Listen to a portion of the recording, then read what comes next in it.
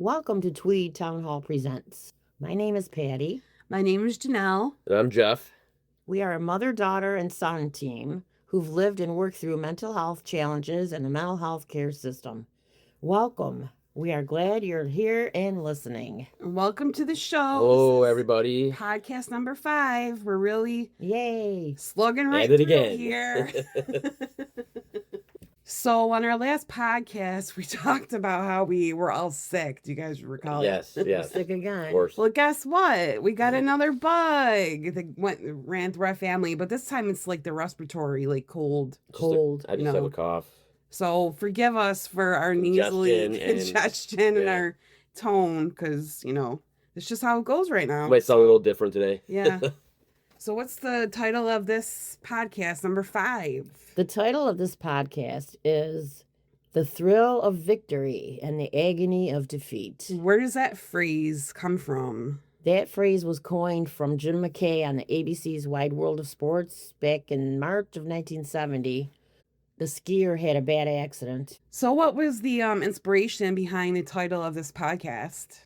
Well, the inspiration was from our beloved Buffalo Bills lost the game to Denver. Yeah. And then Josh Allen's reaction, how he was so distraught. Yeah, that was and I just felt so bad for him and the team. Yeah, the post-game press conference. And I thought, what? We all discussed that this would be a good topic, the mental health aspects of sports. Yeah, but mental health, like the psychology of sports, we wanted to cover that in some way, and this is what we determined. It's honestly a huge topic because I had to do a little bit of research for this show, and there's a lot to go over. There's a lot to unpack. The other thing that prompted our idea about this subject was the Olympics that are coming up on Friday. Yep, it's coming up at the end of the week. February 6th. I wonder what that date is. Someone's got a birthday. And the Super Bowl would be Sunday, so Mom. That's the other reason. Happy birthday, Mom. Happy birthday. So the title again is The Thrill of Victory and Agony of Defeat. Now, a little bit of a history lesson here. Mom, who said that? From the Wide World? Jim McKay. Jim McKay from ABC's Wide World of Sports. So the Wide World of Sports, I'm sure you guys remember listening. It was on ABC. I remember it being on. It was on from April 1961 to June 1997. So a good, 30 years or so? Yeah. But they started using a clip, which let us know if you guys remember the clip, because there was a ski jumping crash. Vinko Bogataj was his name. And they used that clip from the crash in the opening montage for a really long time. So just to go over the little clip there, he lost control down the ramp on his third jump, and then he crashed into the foot of the ramp. Yeah. Then he tumbled down the slope. So then that footage of him became synonymous with the phrase, the agony of defeat. Mm-hmm. But miraculously, which just shocked me, he only suffered a concussion and a broken ankle, which is remarkable.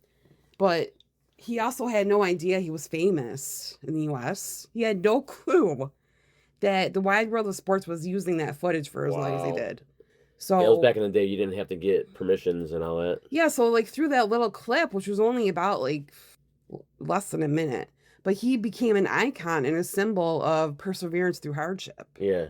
So he became a visual metaphor for the ups and downs of competition in life, So then, after that happened, he kept competing. He was able to stay competing. I think he wanted to, but I don't believe that he came back after that. I could be wrong. But so then when he went to the 25th anniversary of the Wide World of Sports Gala in 1981, he was stunned to learn that he had an iconic image in the U.S. Yeah. And then he received the loudest standing ovation at this gala of any athlete in the room. And then, athletes like Muhammad Ali and Peggy Fleming were asking for his autograph, so I thought that was really cool. But so he ended up becoming an award-winning artist, and his paintings have been exhibited in Europe and U.S. Cool. So just a little bit of a history lesson. But you know what? When I was thinking when I was watching the footage, it was a little bit exploitative, of him, because it's a traumatic event that was replayed for basically decades as entertainment. Oh, yeah. One of the sports executives at the time suggested that they remove that footage And I'll quote him. He described it as he was figuratively met with a chorus of boos. So they ended up leaving it in. So you just think they So- overdid how much they played it? Yeah, because there's really no context. Like, and also It's just part of the intro scene. Yeah. It just always was playing. And getting to the topic of our show, it mainly focused on the physical aspect of the agony of defeat. Like, Yeah. what about his mental health? What happened to him after that? So that's why we're doing this show, is to cover that part of sports that isn't really talked about until decades recently. ago, the athletes had nowhere to turn if they were suffering emotional stress or Right. We'll talk about this later in this podcast, but it was seen as a weakness. So everyone always tries to just be quiet about stuff. Way more so back then. Okay, so we're going to go on to talking about sports early on in life, and then as we go on, we'll talk about more Professional on athletes. the professional side with athletes, that what they go through, and more adult stuff.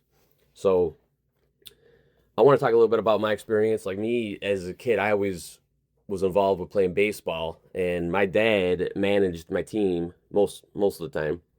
And some of the lessons you learn from playing a team sport, and this could also be for individual sports, it's just slightly different, but some of the things that you learn from sports in general is the discipline, of course, right. from putting in the work, learning that the more time you put into practicing something, and you can improve, and that could be for anything. Like, it carries on into life too. Yeah, there's a lot of life lessons to be learned in sports. The team building experience, not backing down to a challenge. Yeah. And this is all stuff that I would try to teach, Yeah, right. teach as like when I coached and managed later Yeah. on in life too. Mhm. But you learn it when you first start playing as a kid. Mhm. Well, kids can also learn how to deal with their emotions better, positive or negatively, from their coaches. Right. Yeah. And hopefully these coaches have tell the kids that winning isn't everything. Mm-hmm. Yeah. It's how you play the game that matters.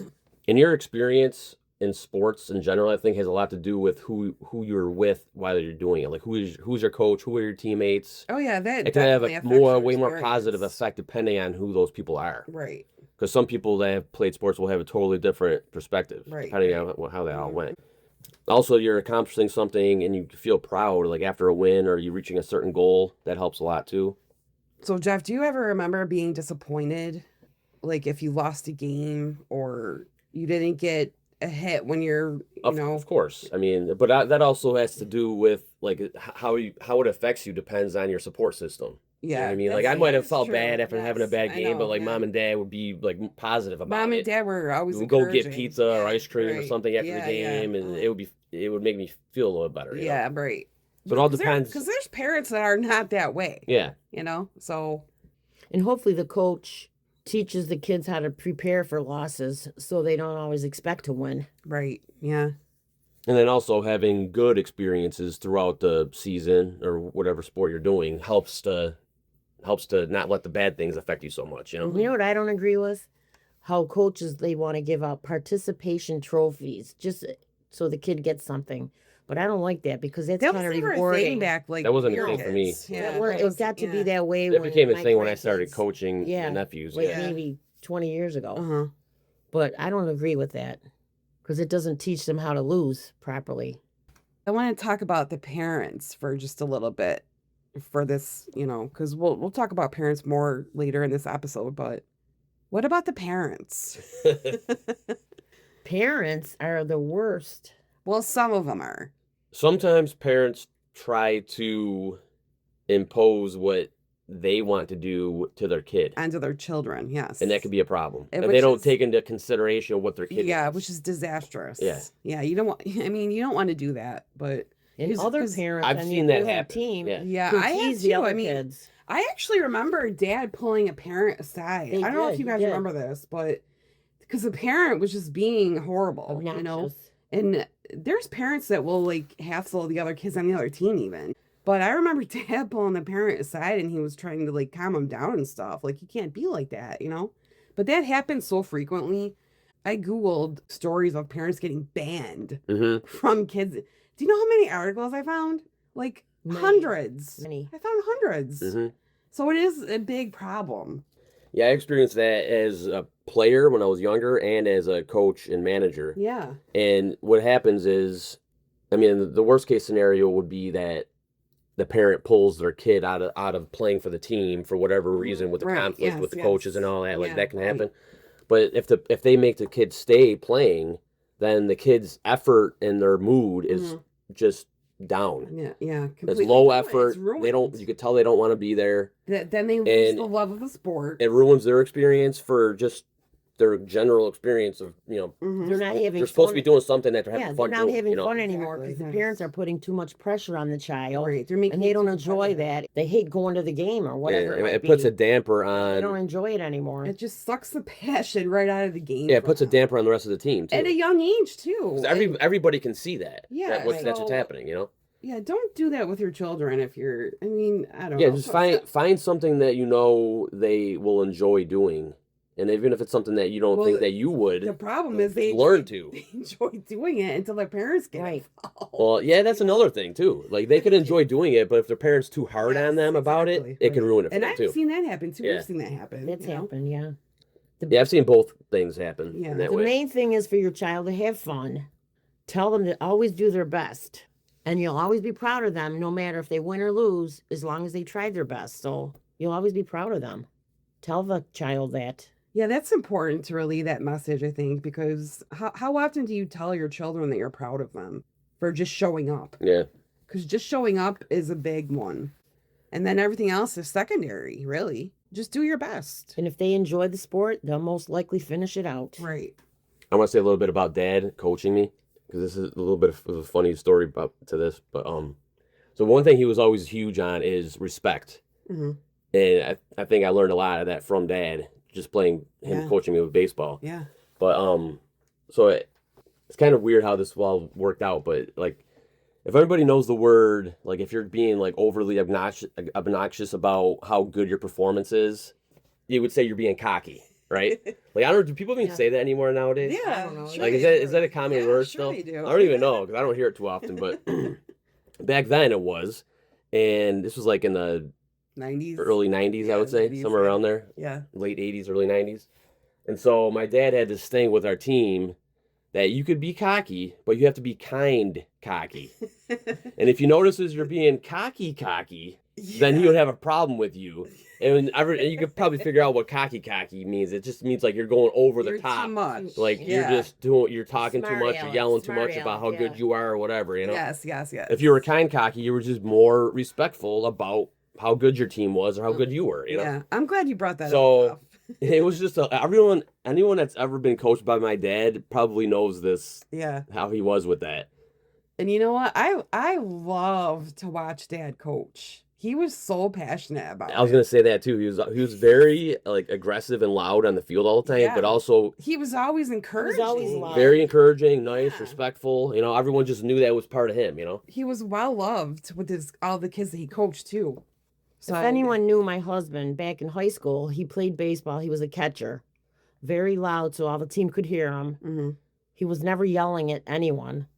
And then after he was done with high school, he played ball as well for different teams around the area. And then as our kids got older, he started to coach them. So he knew what he was talking about. Yeah, and I just loved watching him coach. He was just so full of passion and love for the game. And those lessons you learn, and just they carry you with you your whole life. He had so much love for the game. All right, so we're going to talk a little bit about what you should do if your kid is showing disinterest in whatever sport it is that you want them to be doing or activity. Yeah. Or what do you do when your child wants to quit? Yeah. So this is my little story about when I was 8 years old. I was in dance class and I loved dance class, okay? I never missed a class. And so I was considered one of the better dancers in my class. And so my teacher would always say to the other girls in the class, so if you don't know how to do a step, just look at Janelle and let her be your guide. So, I was all into myself, feeling myself, and all hyped up and excited that she said this, So that made me more excited for dance class because I was acting as a teacher for the other kids that were in the class. So because I was a little bit more advanced, I was told that there was a good chance that I could be in the recital, the final dance number of the recital. Yeah. That year it was Michael Jackson's Thriller. So you guys all know what a big number that is. Right, yeah. I was so excited to be in Thriller. But then at the last second, I was told, like, I think they were starting to do rehearsals, and then I was told that I was too young. I couldn't be in it.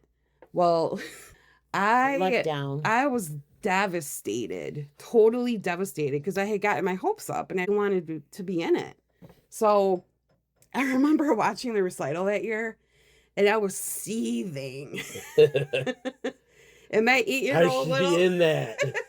I should be up there. Well, like, why aren't I up there? But that really put a damper on my whole old were you? experience. 8. 8 years old? I was 8 years old, and it put a damper on my whole experience, you know? So I wanted to quit.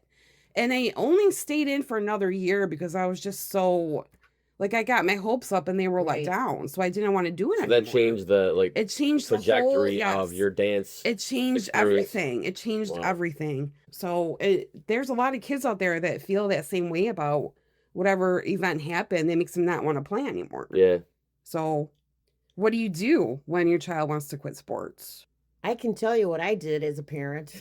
I don't remember. I really don't. I don't With that remember. 1 year you went back next year and you only stayed for maybe a month. Oh, I did? And then you didn't want to go back anymore, so I wasn't going to argue with you. Oh my goodness. And you only paid. So mom, in mom's You only position. paid for each week that you went. You didn't Yeah, have to okay. prepay. So mom, what you're saying is you didn't want to force it on her No, I didn't Yeah. want You to felt force it like- on her because I felt like it would make it worse. because she was at that But- point only Yeah, 9. yeah. That was with dance. That was different. Yeah. Now with Yeah. baseball, Little League, you had to pay ahead of time.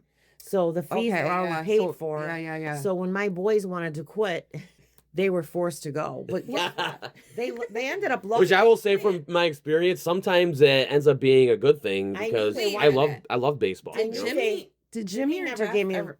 Jimmy never gave me a hard time about it. It was Jeff. He didn't want to get up in the morning or go to practice or whatever. Yeah. But I knew in my heart that he loved the game, and he did love the game. So he finished it out, and Yeah. they were on So you just All-Star wanted TV. That's when they did All you Star just games. And stuff you like just that. wanted him to finish off the season. I just wanted him He to always finish out did the every season. time. Yes, Okay, yeah. yeah. Yeah. So you Yeah. really did love the sport then. Oh Probably, yeah. You know. That's what I'm saying. That's part of the Well, building. they learned to the love it character after a of while because Right. he building was a young. character. He was like 8 years old. If Yeah. you're a right. kid, sometimes you just don't feel like doing I something. You know. know what I mean? Like, That's So true. the parent has to determine that. so I don't know. It's a judgment call. and That is it's a gotta judgment be. call. So before the parents out there, before you decide yes or no, try to understand why your child wants to quit. Is it boredom? Is it pressure? Do they have a tough coach? Do they have fear of failing? Do they feel like they're not good enough? Or is it just an interest changing type of thing? Yeah, keep the communication open. You know, Yeah. and just have a talk with your kid. So then, Mom, this next little tip here is what you did. You wanted Jeff to finish out the season. Yes, I did. Yeah. So if you can get your child to follow through, because it teaches them to follow through with things in life, Finish things. Yes. finish the season that you committed to, and then after the season is over, you can reassess it, Right. for next time. So this would be a good time to talk about the season that I was talking to you about, 2016 season. Oh yeah. Because like I could think of it like I didn't even think of it like this before, but Yeah. so I managed the baseball team in 2016 with my 2 nephews, and the first 3 games we lost, right? So we're 0-3. So just imagine the mentality of all the kids on the team thinking Yeah, like, they all oh man, felt down what, about what's this themselves. season gonna be Yeah. like? It was Like, the what, senior league. and so I you, say the you age think to group. yourself, Yeah, they're all like They're all teenagers. teen- do I want to keep doing this or Their whatever? Ages 13 to 15. 13 to 15, yeah. Mhm. And so, like that whole season, it was all about spending time together with practices, because I always tried to make sure we would still practice even Yeah. during the season. Right. So like the more time that they spend together, you start to develop the bond, and you Mhm. start to get along more with your players, and maybe you start playing a little better, right? Mhm.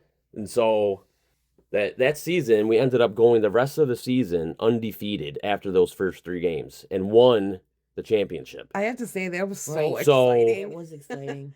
That was so exciting watching all The- you guys play, man. It The was experiences of that, like after losing the first 3 games, Yeah. and you think to yourself like, oh, maybe I shouldn't keep going, but we did, and we ended up winning the championship after going undefeated the rest of the way. You That know? was insane. Yeah. So that's a perfect example of like when you feel like you want to quit, you helped motivate your kids don't. to keep playing. Sometimes keep you want to going. stick to it because Yeah. something great can happen from that. You Which know? our dad used to always say a phrase, keep punching. That kind of reminds me of that. Yeah. Keep punching. Just keep going. Keep going. And then those memories are going to stick with those kids the rest of their lives. You know, Yeah. anytime I ever see any one of the players, I always They remember still those talk times. about You it. know, And honestly, people still talk about dad's coaching too. And the Yeah. same, Yeah. like he passed on the legacy to you. I remember how loud he was, Yeah. or just how passionate he was, and yeah, And you and Jimmy were the same way when you coached. Yep. So yeah, I love it. I love it. Jeff, did you ever have to deal with anybody that had like issues because they were feeling down because they couldn't get a hit or anything? Yes, I actually, yeah, that's another good story actually. So that same year, so there was a kid that wasn't doing so great, and I seen it on his face. I could tell by his his his behavior and just like his attitude and stuff. He was down on himself, and he had a hard time getting hits. And so he had 2 strikes on him one time, and I was coaching third, and I could see what was going on with him like mentally, you know. So I called the time, and I brought him over to me, and I said, I want to tell you right now, the next pitch that you see, you're swinging.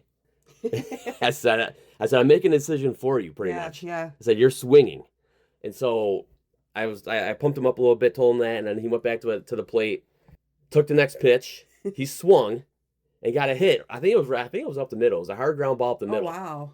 And I remember after that game, him getting that hit, he started playing better. Did he really? He started getting more hits, and his see? mood changed. He started having a better Yeah, experience, you know. yeah. So that Awesome. raised his confidence level then. Right. Yeah. Yeah, because you Yeah. had confidence in him, so that 'Cause you- instilled confidence I mean, in himself. That Yeah. child. Sometimes kids need somebody to believe Right, in them, they and do. you provided that And for him. for whatever reason, he was being held back, and Yeah. he just couldn't make that Yeah. move to like swing the bat, Yeah, you know. yeah. So it's little things like that that can make the difference Make or break. Yeah, right. and like Yeah. change the the course of his That whole season interest. for you. Yeah. Yeah. So, parents, if you have a child who maybe wants to quit their sport, ask yourself, is the sport something that they care about or something you care about? Because sometimes parents make it about themselves, like we said earlier. Just because they want to quit, it doesn't always mean failure. Because that's a big misconception, Mhm. is that quitting is failure. Because sometimes it's information, Mhm. you know? And kids learning what they don't like is also part of growing up and learning who they are. Yeah, that's as a part of person. like speaking of the sports early on in life. That's part of it. You have to So- try different things to Yeah, figure out what you like. exactly. You know. So if baseball, for instance, is draining their confidence, then quitting might actually protect their relationship with Right. that sport Mhm. Try another sport like instead of soccer, like basketball, hockey, football, yeah, anything. whatever. As long as they learn the fundamentals of Yeah. whatever they're learning, they can move forward and decide what. Well, they there was a wanna lot do. of life lessons in sports too when you're a kid, you know. Mhm. And then you should look for patterns, not one-offs. So if they quit everything when it gets hard, Yeah, because that's a skill building conversation. because life isn't fair. You have to learn Yeah. how to prepare for life. Yeah. And part of it is failure. Right. I want to So talk. if this is one sport that they just outgrown, that's totally normal. Right. Just find something else that they love to do. I want to talk a little bit about you guys out there will probably all relate to this to some level. When you're playing a game or a sport with a young person, and then making a decision to let them win, to give them that experience Yeah. of winning and the joy of that, you know. Mhm. And so I don't, people will agree or disagree on like if you should do that, how much you should do it, and when you should stop doing that. But I think that's a good thing to do Yeah. with young people, just to give them that enjoyment. Yeah, I don't like it when parents try to win every time and then they rub it in. Ah, I won. Then that loses the kid's confidence. Oh my goodness. I feel like there's so many kids Yeah. like that. Yeah. Though. You know? They have to be fair Like to the rubbing in the child. other Yeah. kid's face that they won, you know? Yeah, I think at a certain point there is a time where you would say stop doing that Stop, and let right. them earn it themselves. Yeah. But you as the The older adult. make that call when it should be. So important here to also say to your child is that they need to be reassured that you love them. Okay? Because Mhm. Right, how often very do you tell your important. kid that you're proud of them for just period, that you're proud of them? Mhm. There doesn't need to be anything attached to the end of that. I want to say just remember how you treat your child with the sports or dance or whatever it might be. It frames their mental health It does, yeah. for the future. So they will always remember how they were treated, Mhm. good or bad. Right. Yeah, that's when they're developing still. Yeah. That's just coincidentally, that's during the time they're still developing mentally, all those core years. So yeah, trying something and realizing that it's not for you is not quitting on yourself. It's just you learning what you don't like and what you do like. So if your child wants to quit their sport, then you can try another sport. Try art, try music. Maybe sport isn't their thing. So kids do better when something can fill that space. What your child will remember the most isn't even the sport. It's whether you felt safe or whether they felt safe to talk to you when something felt hard. Yeah. Oh, right. Huge life lesson there. I know when Dad coached, he always had a speech after the game that was very uplifting, no matter if they won or lost. Yeah. Yeah, I used to love those little huddles, like Yeah. as a witness to them. Because Jeff, Yeah. you were actually in them. Yeah. but And I would say some of them sometimes. I always felt Yeah, the yeah. pressure because I always remember Dad's speeches after games well, were you like did that with your kids. were when like you coached, really too. good, you know. Yeah, right. So I hope some of mine were good, Right. like the way that I felt like Dad's were all the time. But I always felt the pressure to have a good speech after the games because of that reason, you know. But a lot of coaches don't do that. Some of them did, but a lot of Yeah, them there's a lot didn't. of You know, they coaches would just just say, like disperse after the game, and that was it. You know. See, that's so foreign to me though, because I always saw it with Dad and with you. You know, I think I coaching. don't know. I mean, I don't go to the games much. I to mean, I watch anymore, hope but- that's more common than not. Yeah. Because the kids need that. They need that at the end of every game. It's just like an overview of how the game went. Yeah, like even if they who win. did good, you know, things Yeah. that we could have done better, and then you highlight a couple people if they did something good and some kind of motivational thing at the end. But yeah, Dad's speeches are always good. So here's the thing: kids don't experience sports the same way adults do, because parents, what do they obsess over? Stats, rankings. If they get a scholarship, Yeah. trophies, like we mentioned They're earlier. putting Yeah. pressure on their child for So that reason. it'll send the message that the outcome matters more than the effort that you put into Right. it and the growth and the enjoyment. Yeah. So then that can then lead to perfectionism, performance anxiety, and quitting altogether. Which leads to mental health issues then Issues later on in also. life, So we need yeah. to discuss that. Why sports needs to address mental health matters. Well, didn't you say, Janelle, as far as that goes, they haven't been covered too much until recently? What were you saying about Well, that? yeah, when I was doing research for this podcast, I watched a few documentaries, which we'll talk about later. But the first one that I found that was really ever done on anything relating to mental health and sports was in 2013. Now, but that wasn't even about mental health. It was about brain injury, how it Yeah. affects your, like, it wasn't just about the mental physical health. trauma. It was about physical trauma that then creates mental, which is also important. Yeah. But that really struck me when I was doing research, because I'm like, how did we not talk about this until like very, very recently?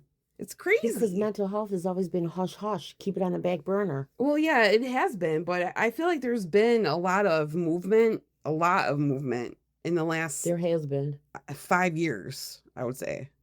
I'm telling you, the idea of having mental health struggles was seen as a weakness. That's the main reason why it was not covered and not talked about. Well, vulnerability is seen as seen as weakness, but it's not weakness, it's strength. Uh-huh.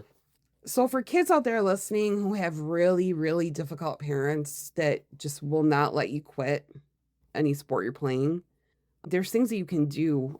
You can start building allies, because you don't need your parents' permission to talk to like a school counselor or a teacher, maybe one of your friends' parents.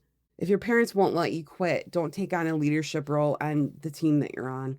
Make sure you just rest. And remember, that's temporary, okay? Because I know some parents out there are ruthless when it comes to stuff like this. So you don't have to justify anything. It's not going to be a forever thing. So just remember that. You know, the communication can also start with the kid, too. Going to their parent to say, Mom or Dad, we need to have a talk about this or that. Like, I don't really like doing this. Can we try to find something else? It doesn't always have to come from the parent. You have to keep the lines of communication open.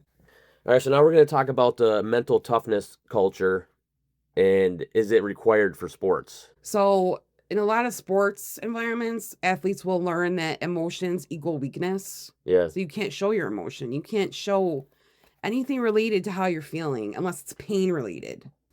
But then the thing is, if you have pain, it's something that you push through. So then you don't talk about that. So then you learn that your like anxiety and your doubt or your burnout should be handled privately. And then ask if you want to ask for help, it risks your playing time or respect or identity. So how are we defining mental toughness as far as well, like this that is it. topic? They don't want you to show emotion. They like, don't want you to show your sadness or your you're not anger allowed to show emotion unless it's related to the pain that you're feeling. Yeah. You know, like you can't be depressed. You can't be anxious. No, I'm only saying that because I think a certain amount of mental toughness is required. But mental toughness means, to me at least, being able to speak out and say something that's part of it. Yeah. when you need to. Right. You know what I mean? Just to play anything competitive, you need to have that mental toughness about you, in my opinion. I think anyone, most people would say you do. It's just you need to know where that line is of when you should go seek help for something or talk to somebody. So here's an example, though. So I think it depends on your definition of the word mental toughness. Okay, well, for example, like from a young age, being tough becomes part of who a child is when they're playing sports. So, for instance, they're praised for not crying. There's no crying in baseball. Does anybody remember that famous line? Yep. You're rewarded when you stay in the sport if you're hurting, and things like that. So it's almost like the mental toughness culture is like, don't show emotion. Yeah. So then, in this context, that's what we're talking about here. Yeah, and they found lately that suppressing your emotions is not a good thing. So don't tell your kids, don't cry. It's not good for you to cry. Don't be a sissy. It is good to cry. How many times have you guys heard an athlete say, I just need to toughen up. I just need to be stronger. Yeah. Especially back in the day. I feel that was heard way more. Right. So getting back to what you were saying, Jeff, about mental toughness is being redefined. Yeah. I feel like it's already has that meaning to me, but it's just it's slowly carrying over into the rest of everyone in sports. So knowing when to rest, asking for help is big. Ask for help and then be honest about your feelings. You want to talk about the Josh Allen interview, Ma? Yeah, the media was portraying... talking about crying and that. Yeah, the media portrayed Josh Allen as... He got a little bit criticized for that. The media criticized Josh Allen for showing his emotion. And I think he was showing strength by showing that because he was very distraught. Who was criticizing the media? A lot of media. Really? People online. I didn't see too much of the national media saying stuff like that, but it's just people online. People online. You say nothing bad about Josh Allen. What are you thinking? But he was just showing his raw emotion. Because I feel like when you react in that way, you're you probably you didn't see any of that negativity stuff. I honestly didn't. That's one thing I didn't do. You wanted me to take screenshots and stuff like that. I didn't do that. But I don't watch the sports shows that you guys watch. Yeah. So, but I feel like anybody who was doing that and criticizing him for being vulnerable and showing how he feels, you probably need to look inward at your own self. Right. Because figure out why that's your response. Yeah, he shouldn't have felt that way. He felt like the whole world was on his shoulders, but like they always say, there's no I in team. He has, it wasn't just one person. I know he put a lot of pressure on himself. And I was glad to see him cry because it gets rid of the anxiety. And I'll say too, as far as that professional sports media, maybe sometime they should wait to do those interviews post game. Yeah, because that's a major game and end of season for him. And if he would have been given some time to deal with it a little bit, raw and fresh, he would have been more okay probably on a live national interview. So. Maybe they'll consider that in the future. I doubt it, but maybe they should give the players a little more time before they do those interviews. Even when the new coach was interviewed for the news conference, they said, oh, boy, is he going to cry too? There was a comment like that, and I'm like, what's wrong with the media? Yeah. Look at yourself and see why you're reacting that way, because that's a you problem, not a Josh Allen problem. I'm glad he let out his emotion, because if he didn't, he might not have been able to sleep. He could have had... increased irritability because of it and more anxiety because he didn't let his feelings out. So I'm just glad he showed his raw emotion. I'll always defend anybody and be proud of anybody who actually shows how they're feeling, because vulnerability is powerful. And a lot of people are so afraid of it. As far as the Josh Allen thing with him, showing his emotion like that, the more higher up you go in sports and the more famous you become, you're gonna get haters out there, criticized. You have to have you have to develop protective skin to like not let that Well, affect you so much. I the mean, higher up you go, I would imagine that they're not online that much. I hope, because they hear about it though. They have to. the internet is so toxic. It's just a very toxic place You have to find a way to ignore all of it, you know. But I want to circle back to the athletes who speak up about their mental health issues. Because like I said earlier, I watched a few documentaries on mental health in sports, and the first one, like I said before, was only really in 2013, which is crazy to me.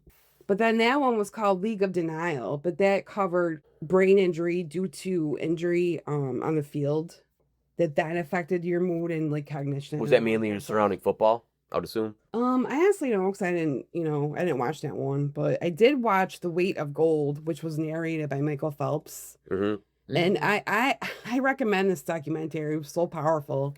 It's on HBO Max.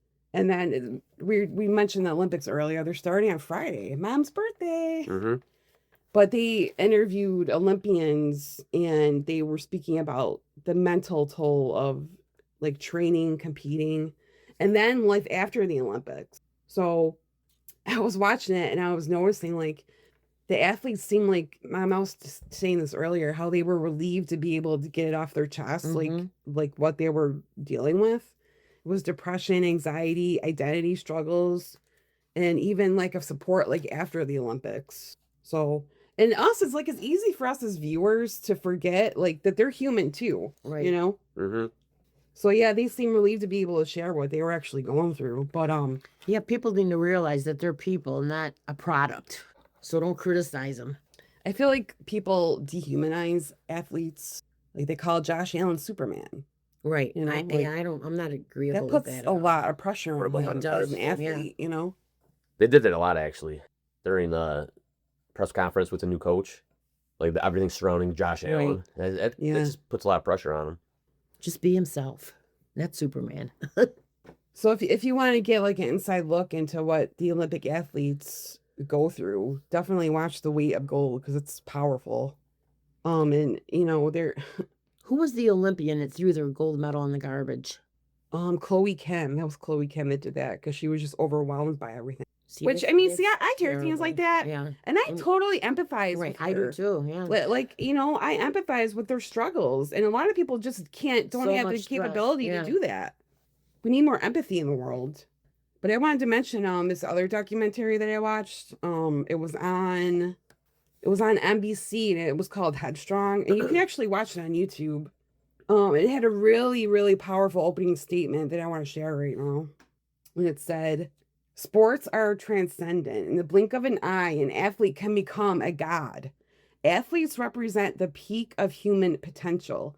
They reflect our hopes and dreams, but can also reflect our failures and shortcomings. Because with the shot of immortality becomes the risk of infamy. Throughout history, we've asked athletes to bear this burden alone. Finally, history is changing." And I was like, whoa, that's so powerful, like to open a documentary with that. So Hayden Hurst was on this documentary. He was an NFL tight end. Yeah. And he mentioned how journaling helped him, because it's an easy way to get toxic things out of your head. Yeah. And you don't have to sit back and internalize everything. That's his direct quote, actually. But he said, when I was younger, my form, getting back, Jeff, to the mental toughness, Hayden Hurst said, when I was younger, my form of being tough and being a man was being quiet about stuff and just going about your business. That changed the older I got. I went through my own mental health and depression battles. Where I'm at now, I think reaching out for help is more manly than sitting there in silence and suffering. That's the true definition of toughness. Yes. Right. That's good. Yeah, too many people think they have to be a macho man. Yeah. And they can't show their feelings. Macho man has always been silly to me. Like, yeah, I know. I never put athletes up on a pedestal like the majority do, you know? It's asking too much of them. But it's really entertainment. They're supposed to have fun, and so are we. We shouldn't criticize just because we're watching them have Yeah, I was going to say that too. Like know? that, at the end of the day, the athletes, professional athletes at least, that everyone watches, are entertaining us. Right. It's you know what I mean? Yeah. We're not the ones out there performing. Yeah, but they are. Yeah, but we forget that they're still human, just like us, you know? But if there's ever any pressure involved with that, if the athletes can have that thought, Like everyone is just out there sitting at home watching me play this sport or whatever. It's just something to think of that maybe can help with that, you know? Yeah. So I did want to mention with the Olympics, I actually did implement something now for mental health. So they're going to have the International Olympic Committee implemented a comprehensive mental health support for athletes. Yeah. So it's called the Mind Zone, and it was first introduced in Paris 2024. How crazy is that? 2024. So this is still all new. That is crazy. Which is absolutely insane to me. But so it's a dedicated area for the athletes to rest and relax. So can I talk about one athlete I came across that's doing stuff for this? So everybody that knows anything about basketball knows who Kevin Love is. Mm-hmm. Yeah. And so he had an experience on the court of having a panic attack during a game in 2017. So for him, he says this was a turning point in him focusing more on how to manage his own mental health, and eventually it led to him starting the Kevin Love Fund, which is a curriculum that you could have in schools. Like schools can adopt this curriculum that they developed for free, and it offers specialized training to teachers so they can guide students through their mental health struggles using creative outlets like writing, photography, and music. And so far it has over 100,000 students enrolled in this curriculum worldwide. And so it's an evidence-based organization that focuses on research, education, and narrative change to break the stigma around mental health. And so him having that experience on the court is what triggered all of that. Yeah. And he focused more on himself, and he actually sought professional help and started doing, we talked about in previous podcast, CBT, cognitive behavioral therapy. He went through that himself to help him. Yeah. And one of the things he said was, use your platform, no matter how big or small, to raise awareness, reduce stigma, and educate. And it's exactly why we started this podcast. That's why we're doing this. Yeah, so because he spoke out, a lot of other athletes have spoken out as well. Mm-hmm. Oh, he wrote a public letter, too, titled "Everyone is Going Through Something," addressing his situation. I ran into that was published. So if anyone wants to check that out and go into more detail, it's called "Everyone is Going Through Something." Right.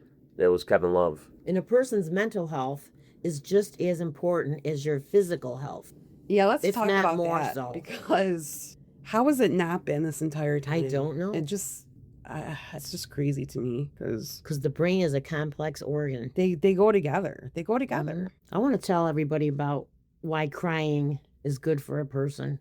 Yeah, let's hear it. Okay, tears are healing. Tears have healing properties in them. Mm-hmm. Suppressing tears can harm your mental and physical health, leading to increased stress, irritability, and potential cardiovascular issues. See, that's shocking. Wow. Well, tears release cortisol, which is a hormone that builds up during stress. Yeah, to help lower your stress levels. Wow. So crying actually has healing properties in them. I think for everyone out there that didn't quite hear that the first time, I think you should repeat that because it's an important thing of how they are healing. The release of cortisol, a hormone that builds up during stress. That is crazy. I've never heard that before. I've never heard that either, but I mean, it makes sense. Didn't we mention that in a previous podcast? I'm not sure. I think you guys did because I heard it in a clip, and when I heard it back. Guess what? We'll mention it going forward as well. I'm like, really? Guess what, people out there? Guess who's a crier in this family? I'm a crier. I'll raise my hand. A drop of a hat. I'll raise my hand high up to the ceiling with that one. Yeah, I am at certain times, but not as much as them, that's for sure. Definitely not as much as them. And I feel like I'm a strong person, so it doesn't consider that I'm a weak person just because I cry. Yeah, I think if people looked at athletes more as human instead of Superman, then they might be able to, Yeah, look at them as human, not a product, like I said before. Yeah, right, exactly. Empathy. Because just because they represent a team or a NFL or a baseball or whatever it might be, soccer, they're a person also, not just a product. Right. I mean, because can you imagine being like an athlete of that caliber? No, I can't. I mean, the pressure that they must face must be agonizing at times for them. It breaks my heart to think that what they could be struggling with because, I mean, it's a lot. It's a lot to take on with your heart and your soul and your, Yeah. Most colleges and professional teams have a psychological team that works with these athletes now. I will say this. Oh yeah, I will say this. that's what I wanted to get into, because I went on the Bills website, the Buffalo Bills Right. website, to see who their team is of psychologists, and I can't say what it was like 5 years ago, but now they actually have like a team. A whole team, you yeah. know, yeah. So And they check on those athletes every day. How do Yeah. you feel? They have tests and everything they go through every day to make sure they're up to it, whatever they have to do for the day. to make sure they're mentally Right, strong mentally and and physically- emotionally right, strong yes. too. Okay, that's good to know. I will say this: as long as you're in a sport or activity that you love doing, as far as like all the stress and the pressure that we're talking about, the thrill of victory, speaking of our title, is way more worth having like that experience than the agony of defeat. Yeah, Like Yes. you're gonna have defeat, you're gonna have loss, you're gonna have downs, right. but the experience of all the positive stuff, the winning and just with your teammates and all those Mhm. experiences you have, it's well worth it as long as you're in the right sport for yourself, you know. Yeah. That's how I feel about it. So another athlete out there that speaks about mental health a lot, mainly through his social media, is Mac Hollins. He used to be a receiver Used for to the be Bills. Bills, yeah. Now I liked he's him. unfortunately on the Patriots now, but that's okay. It's a sore topic. I like But, him as a person. When he was on the Bills, I started following him on social media, and he does a lot of stuff for mental health and just uplifting stuff. But one time he probably just done this multiple times, but he would wear a shirt that has the 988 crisis number on Yeah. it, Oh, right. yeah. Okay. Yeah. crisis hotline number, Mhm. and he had probably designed another one, but it says "You are worth it," and you wear it to the games. Yeah, Just something little he can do to help with that, Mhm. And he has an article, if you guys want to check out, on patspulpit.com, where he talks about it, where the title of the article is called Matt Collins Makes Powerful Statement on Mental Health. And one of the things I remember he talked about in that, because you reminded me when you said Yeah. but the mental side of things versus Yeah. the physical, he makes that comment himself as an athlete. Yeah, in okay, it, yeah. how important it is to work on your mental side, the Mhm. mental health side of things, just Mhm. as much as you do for the physical side. Right. Exactly. Because in Yes. professional sports, a very high percentage is put on the physical. It Their is. performance, Yes. It your is. training, Right. you Right. know. But coming from him, that was just, interesting to hear. I wanted to make mention real quick about Simone Biles, because she's another one that was really outspoken about her mental health. And Gymnastics. yeah, so much so that she had to drop out of the Olympics in Tokyo. And because she spoke out about her mental health, a lot of other athletes spoke out. Right. So our last, what we wanted to touch on here was what sports culture needs to change. And I think it's already happening right now with athletes speaking up and being willing to be more vulnerable, because again, vulnerability is strength. I did want to read some positive comments that I noticed after Josh Allen's press conference. Okay. Did you guys save any? No, please, I please forgot to do do. that. Okay, we all know the internet is a toxic place to be Can sometimes. be Okay? very toxic, yes. But there are people who are not toxic. So let's just go through a few of these comments here. Okay, so this first one says, I'm a Lions fan, but what I wouldn't give to have Josh Allen as our quarterback. It's about more than just talent. It's class, heart, grit, and dedication to his team. Right? Yep. This other person said, it's a game. Game. G-A-M-E. Right. Yeah. Yeah. That's funny. Here's a good one. Not just a quarterback, a leader, a fighter, a human being. You gave everything you had through pain, pressure, and heart. Win or lose, we stand with you always. He's a warrior. This one is also an amazing comment. See, I get online and I go to the comments. I'm like, you guys better not be saying anything bad about Josh Allen, or guess what? You're ready to I attack. might track you down. Don't mess with our boy. So that when I see comments like this, I'm like, yes. Uh-huh. So this is another great one. I have one comment to make about Josh Allen, especially after his press conference, that can be relatable to life. It takes a strong person to be able to be vulnerable and show your emotions to millions of people after putting it all out there on the field. I think this is a good thing to look at as an example for life. I love that one. I love agree it. Yeah, it's good too. 100%. This person says, I think it's good for kids to see this. Inevitably, they'll experience the same emotions, and they can see that it's okay to be upset, to let yourself feel sad, and then to come out on the other side stronger for it. It also builds character. Yes, it definitely does. And I love this one also, this is the last one I'll read. I like that my 11-year-old son, who worships these dudes, gets to see this. Yeah. Oh, yeah, I like that one. I love supportive Yep. comments like that. We need A lot of more things you comments learn like from that. you know. We need more supportive comments just like those ones. Okay, so let's talk a little bit about Bills Mafia, Yeah, or we're in other terms, Wait, like let me say, Bills I was fans. just reading all the screenshots from Bills Mafia. So thank you, Bills Mafia. You are all awesome.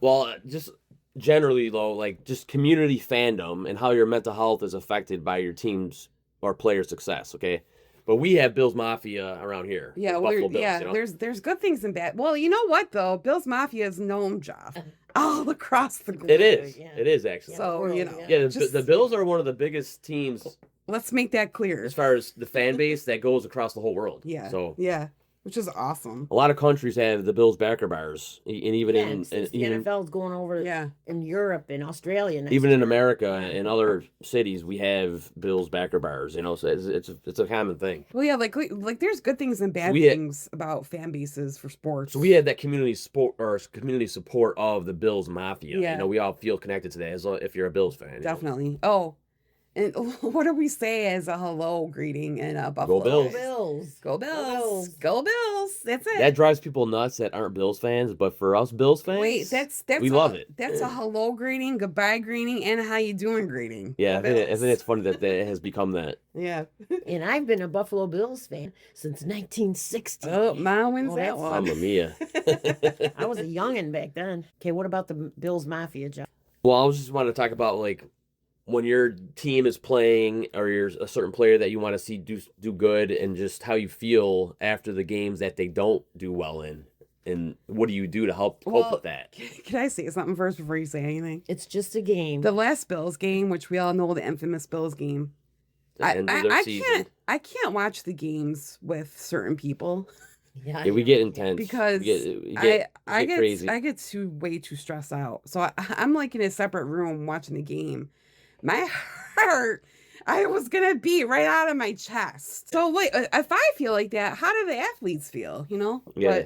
But anyway, so yeah, like Jeff, what you were saying. So what do you do after those games to help deal with it? You know? Decompress. Yeah, Yeah, decompress. decompress. What helps me honestly is watching Breathe. the player interviews, not the broadcasters. Oh Yeah, yeah. watch okay. it. I want to hear what the players have to say. Right. Yeah. That's what helps me, you know. Yeah. And I was crying along with Josh Allen. Yeah, we were all crying, Yeah. you know, because we all Very felt emotional, the yeah. heartbreak. It was tough to watch. Obviously, just as the days go on after those games or performances, it gets easier and easier to deal with. But that was a big one. There's a light at And the end ending of the the tunnel. season for the Bills. Listen, Maybe Talking next to year. people about it helps too. Oh, Like being yeah. at work, you talk There's about always it, talk next to you year. guys. I've been saying that for how many years? yes, go Bills. Long time. So just to wrap it up here, you know what sports culture needs to change is already happening right now. You know, just athletes being more. I feel like it is. outspoken And about I feel like Yeah. it is changing. It's already happening. So thank God for that. You know what helps with that is social media too, with the players, Yeah, because they're out there advocating, right. Right. and that's seen by all the fans. The young kids especially. You know. Yeah. So even if it's not done on a national level, Mhm. with the shows on TV and stuff, it's still going to be done by the athletes. Yeah. So the young athletes, they always model like what they see. Yeah. Exactly. They learn from You know? example. So when these athletes openly address their mental health, guess what these kids are going to do? They're going to do that with the same understanding that, you know, your It's emotional not always well-being about matters winning. too. It's And not always about winning. asking for help is totally normal. And remember, everyone has down days. Yes. So just get through it. Keep punching. Like my dad always said, keep Put punching. one foot in front of the other. Just remember, if it really gets bad, call 988. Yeah, And they 988 direct will you help you. on where to seek help. I want to add one little thing. Go back to the community fandom stuff. You want to get back to the Bills I Mafia? want to get back to that one real quick. Real quick. Because the Bills Because Mafia is just that intense. Everyone out there knows the Bills just got a new head coach, Joe Brady, and we're at the top, I believe, at the top of the list of our chances to win the Super Bowl next season, and we're gonna win a Super Bowl. Yeah. Yes, we are. And what that does for a community, it's a big mental health boost. Yeah. Speaking of that, Yeah. you know, And guess what? so that will help out this area When they Yeah, reach, it will. massively. It wait, will, yeah. when they reach the Super Bowl, it's on February 14th. Next year. Perfect. Next year. Jim fall, Kelly's yeah. birthday and his son Hunter See, I feel Kelly's like that would be a birthday. love letter So to that's the a love fans, letter to the fans. to the Yes. athletes, to everybody. So we said it now here on There's this a reason podcast. for everything. Yeah. We're going to win the Super Bowl of 2026-27 season. Go Bills! Go Bills! So with that, I guess we'll wrap it up. This was kind of a long one, guys. That's fine. So it had to be, you know. Thank you, everyone, for listening Yeah, thank to you, our guys. podcast number 5 here. Guys who are still listening, if you're still listening, first of all, thank you. But we're a little hyped up today. I wonder if you can tell. Which is weird because I worked today. Because we're talking about the Bills, you know, it gets us hyped up. So if you're not following us on our socials, we go ahead and follow us. We're on YouTube, we're on Instagram, we're now on TikTok, and what else? Spotify. Facebook. I didn't say Facebook? No, you didn't believe- say Facebook. Oh, okay. Well, you can find us on the major socials by Tweed Townhall Presents is our username. So we would love for you to follow us and share this podcast if you think it could help somebody. Yeah, we appreciate it, you guys. Thank you. Thanks everyone for listening. Thank you for listening. And remember, take care of yourself. Take care of And others. take care of the ones you love. And also be kind to others, but also be kind to yourself. And watch the Super Bowl. And we know who we want to win. Who? Seattle. Okay. Not the Patriots. not the Patriots is the correct answer. Okay? Go Bills. Go They're Bills. rivals. That's why. Okay, again, ready? Go Bills. Bills.